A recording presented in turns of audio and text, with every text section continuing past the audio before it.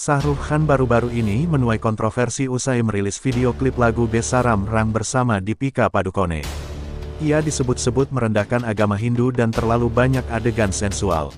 Bahkan, karena kontroversi tersebut membuat beberapa pendemo turun ke jalan dan melakukan aksi protes kepada Raja Bollywood tersebut. Aksi ini juga didukung oleh Menteri Dalam Negeri Madhya Pradesh Narottam Misra yang juga menyatakan ketidaksenangannya atas lagu romantis tersebut. Bahkan, salah satu peramal di India mengancam membakar Raja Bollywood itu hidup-hidup.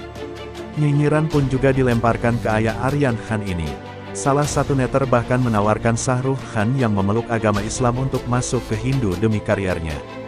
Namun, Shah Rukh Khan membantahnya dengan tegas.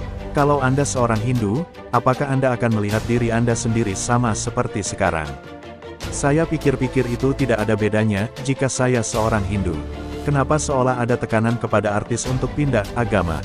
Urusannya Anda suka atau tidak karyanya. Tak ada urusan soal latar belakangnya dari komunitas atau sekte mana, jawab Shah Rukh Khan. Meski mendapat ancaman mengerikan dan nyinyiran yang memenuhi kolom komentarnya, namun tak sedikit juga yang membelanya dan memuji Shah Rukh Khan habis-habisan. Bahkan, Shah Rukh Khan kedapatan menangis saat salah satu penggemar memintanya menandatangani potret yang ia buat. Rekan kajol itu menangis karena potret yang dibuat penggemar itu adalah almarhum kedua orang tuanya. Hal ini pun terekam dengan sangat indah di salah satu fanbase Shah Rukh Khan di Instagram yang langsung dihujani oleh pujian netizen India.